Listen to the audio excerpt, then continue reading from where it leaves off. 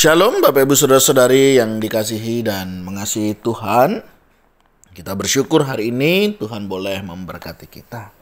Mari sebelum kita membaca dan merenungkan firman Tuhan, kita berdoa. Tuhan, terima kasih, kami bersyukur hari ini Engkau boleh berkati kami. Kami boleh ada sebagaimana kami ada. Ini semua karena berkat dan kemurahan-Mu. Sebentar kami akan membaca dan merenungkan firman-Mu, berfirmanlah, dan biarlah kami mengerti apa yang menjadi kehendak-Mu di dalam hidup kami. Kami berdoa di dalam nama Tuhan Yesus Kristus, haleluya, amin. Bapak Ibu Saudara yang dikasihi dan mengasihi Tuhan, ayat firman Tuhan hari ini terambil di dalam Lukas pasal yang keempat, ayat yang ke-14 dan 15. Saya akan membacakannya. Yesus kembali ke Galilea. Dalam kuasa Roh, kembalilah Yesus ke Galilea, dan tersiarlah kabar tentang Dia di seluruh daerah itu. Sementara itu ia mengajar di rumah-rumah ibadat di situ, dan semua orang memuji Dia. Amin. Demikianlah firman Tuhan, mari kita merenungkannya. Bapak Ibu Saudara yang dikasihi dan mengasihi Tuhan, menarik sekali bagian ini setelah Yesus mendapatkan pencobaan yang kemudian perjalanan selanjutnya tetap dilanjutkan, ya, di mana Yesus kembali ke Galilea dan selanjutnya dia kembali mengajar, ya.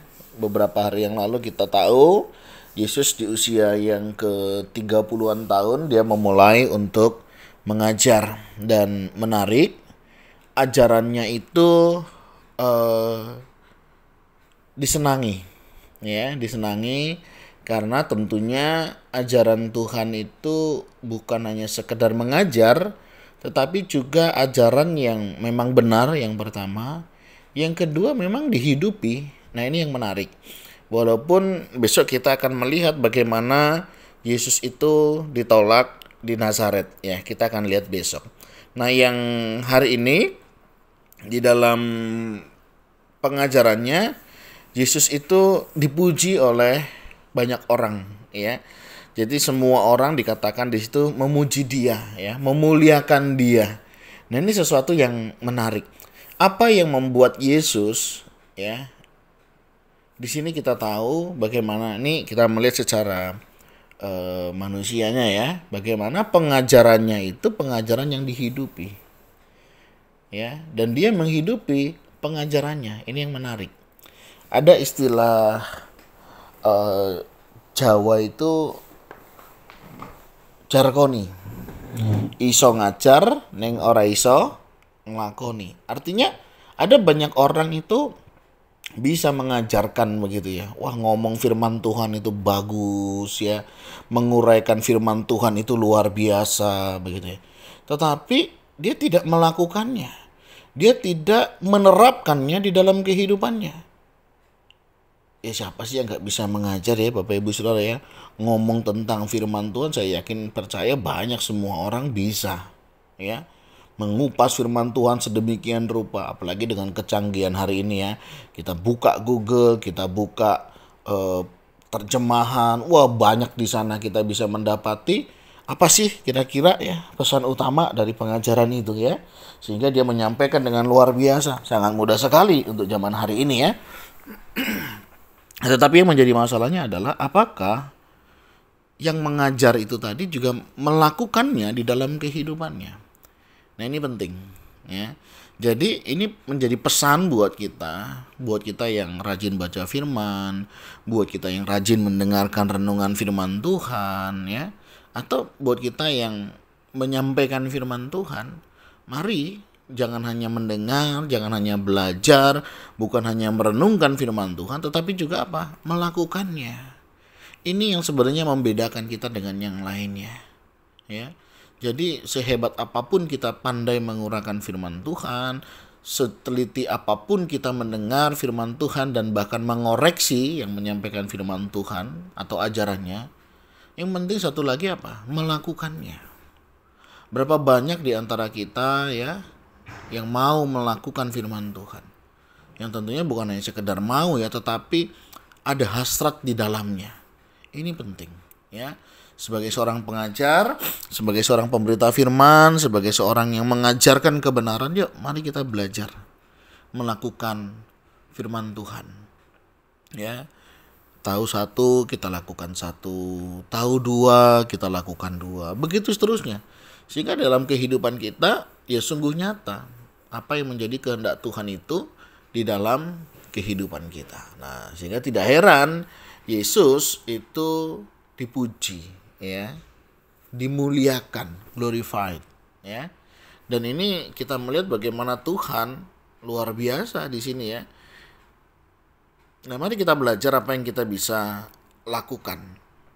Ya, mari sebagai seorang pengajar, pemberita firman yang menyampaikan kesaksian, ayo kita bagikan firman Tuhan itu dan kita hidupi. Ya, jangan hanya nge-share ya, jangan hanya membuat status begitu ya, tetapi juga menghidupi dan melakukannya. Ini yang sebenarnya akan mengubahkan. Kebenaran akan tetap menjadi kebenaran. Ya. Kecuali kita melakukannya. Itu yang akan mengubahkan kehidupan kita. Nah, ini penting Bapak Ibu Saudara ya. Jadi mari buat setiap kita ya, mari kita hidupi pengajaran kita. Sehingga pengajaran kita akan menjadi pengajaran yang hidup ya, bukan hanya sekedar bagus, bukan hanya sekedar luar biasa mempesona orang ya. Kan banyak orang itu kan kadang terpesona ya dengan khotbah-khotbah tertentu begitu ya, karena pembicaranya, karena luasnya penggaliannya ya, karena banyaknya sumber-sumber yang dibukakan. Itu bagus saudara, dan itu harus. Tetapi yang jauh lebih dari situ apa? Bagaimana kita menghidupinya? Bagaimana kita melakukannya? Hati-hati. Jangan kita hanya terjebak dengan yang bagus, yang spektakuler, yang terkenal, kan begitu ya. Tapi kita tidak ada melakukannya. Ya, buat apa? Nah, hari ini kita belajar, ya. Bukan hanya sekedar kita tahu, mengerti, tapi kita juga menghidupinya. Seperti Yesus. Setelah dia diuji di padang gurun, dia tetap setia melayani, dia tidak tinggalkan pelayanan. Dan dia tetap mengerjakan apa yang menjadi bagiannya. Mengajar. Ini sesuatu yang sangat penting. Mari kita belajar untuk kita boleh mengajar ya. Ajar yang baik. Ya, pengajaran yang baik itu pengajaran yang bisa diterapkan, yang bisa dilakukan dengan baik. Orang yang nggak ngerti jadi ngerti. Orang yang nggak bisa jadi bisa. Nah, ini yang mengubahkan ya. Jadi bukan seberapa hebat kita, tetapi seberapa kita melakukan setiap firman Tuhan itu di dalam hidup kita ya. Misalnya kayak di beberapa tempat itu ya, suka kali dia men-share pertanyaan saya, dia sudah baca belum ya? Dia sudah dengarkan belum ya? Dia sudah menggumuli belum ya? Sehingga saya perlu membagikan hal ini. Kadang kita itu menjadi orang Kristen yang latah. Latah dalam pengertian apa? Oh, dikirim, tak kirim lagi. Pertanyaannya, ketika saya mengirim, saya sudah melihat belum? Saya sudah belajar untuk mengambil sesuatu belum dari pelajaran ini. Sehingga ada sesuatu yang mengubah di dalam kehidupan kita. Ya. Ini penting ya. Mari kita mulai belajar peduli dan memperhatikan hal-hal yang demikian sehingga kehidupan kita boleh menyenangkan hati Tuhan. Ya, mari Bapak Ibu Saudara tetap semangat ya dalam belajar, dalam mengajar dan dalam menyampaikan firman Tuhan, yang jangan lupa apa? Lakukan firman Tuhan itu di dalam kehidupan kita. Hari ini misalnya kita dapat pelajaran apa? Kalau saya dapat pelajaran, Yesus mengajar bukan hanya sekedar mengajar, tapi dia mengajar apa yang sudah dia hidupi dan dia menghidupi apa yang dia sudah ajarkan. Nah, ini penting. Nah, artinya saya hari ini mau melakukan apa? Apa yang sudah saya ajarkan. Itu yang kan saya lakukan. Dan saya akan melakukan apa yang sudah saya ajarkan sehingga kehidupan saya boleh selaras dengan kebenaran firman Tuhan. Tetap bergumul pasti, tetap berjuang pasti. Tapi kiranya Tuhan menolong dan memampukan kita untuk kita bisa melewatinya. Tuhan, terima kasih. Kami bersyukur hari ini Engkau boleh berkati kami, sehingga kami bisa dan boleh ada sebagaimana kami ada. Terima kasih Engkau hari ini memberi kami sekali lagi teladan bagaimana kami menghidupi ajaran kami dan mengajarkan apa yang kami hidupi, sehingga semua ini boleh untuk hormat kemuliaan bagi nama-Mu.